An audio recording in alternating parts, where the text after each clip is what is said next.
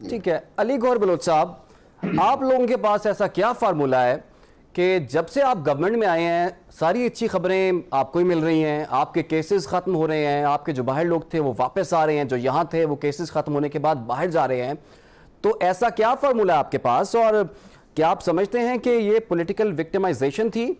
और अगर ये फैसले आ भी गए आपके हक में, तो फिर ये दीगर जमातें आपको इनोसेंट मानने के लिए तैयार क्यों नहीं है? बिस्मिल्लाहिर्रहमानिर्रहीम। देखें इमरान साहब, आपका सवाल भी इंतहाई आज के फैसले से रिलेटेड है और उस पर अरशाद आरिफ साहब ने भी बात की। तो अरशाद आरिफ साहब ने अपने अंदाज में कुछ बातें बयान की हैं, लेकिन जाहिर है कि मैं एक पॉलिटिकल वर्कर हूँ, मैं अपने अंदाज में बात करूँगा।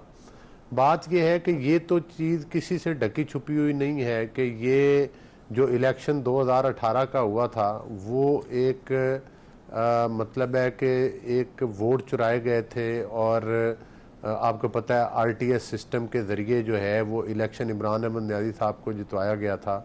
वो वोट चुरा कर आए थे और उनको वोट चुराने में मदद की गई थी। खान साहब कहते हैं 2013 में वोट चुराए गए थे।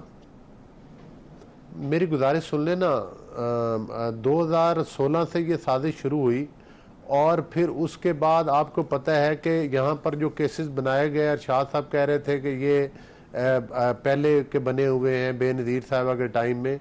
जो पनामा का केस था वो बेनज़ीर साहिबा के टाइम में तो नहीं बनाया गया था। फिर आपको पता है कि पनामा की बात की गई और अकामा के ऊपर जो है उनको नाअहल करार दिया गया।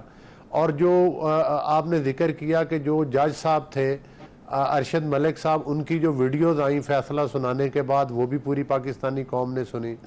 और फिर न्याजी साहब ने जिस वक्त के वो कहते थे कि अंपायर की उंगली उठने वाली है, उस वक्त जावेद हाशमी साहब मुल्तान से इनकी पार्टी में गए थे नून लीग छोड़कर। फिर उन्होंने स्टेज पर खड़े होकर इनकी पार्टी को ना सिर्फ छोड़ा बल्कि वो राज भी फाश किए कि इमरान अहमद न्याजी साहब किस अंपायर की बात करते हैं और किस तरीके से इक़्तिदार में आ रहे हैं और आने के बाद उनके क्या अज़ाइम है।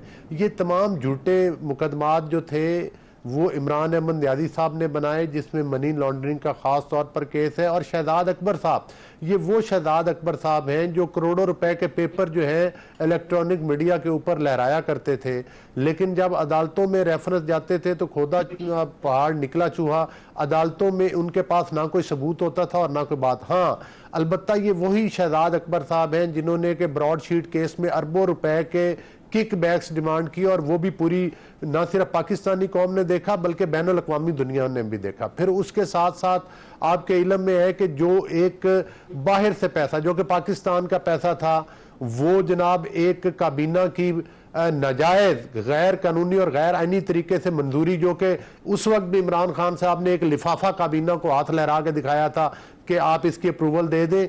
वो लिफाफा जो था जब वो पाकिस्तानी पैसा वापस आया तो एक फर्द वाहिद को दे दिया गया, हालांकि वो स्टेट का पैसा था।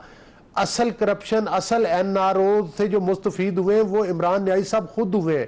वो एनआरओ उनकी बहन को मिला, वो एनआरओ उनको आटे और चीनी के चोरी पे मिला, वो एनआरओ उन्हें सुनामी ट्रीज पर मिला, वो एनआरओ उन्हें बीआरटी पिशावर के स्टे ऑर्डर्स के ऊपर मिला। तो ये उनकी आज अगर इमरान अहमद न्याजी साहब कह रहे हैं, ये कौन सा बयानिया है जिसके अरशाद आरिफ साहब बात कर रहे हैं कि वो कहते हैं जी कि मैं करप्शन के खिलाफ उनका बयानिया स्ट्रांग हो रहा है। उनका तो अंग अंग, उनका तो बाल बाल करप्शन के अंदर रंगा हुआ है। और जो पिछले 5 साल में मईशत का बेड़ा गर्क हुआ है वो हालात की वजह से नहीं, वो इमरान अहमद न्याजी और उसके हवारियों की करप्शन की वजह से हुआ है। वो कोरोना का जो बाहर से फंड आया था उसके खाने की वजह से करप्शन जो है वो मुल्क की मईशत का भट्ठा बैठा था।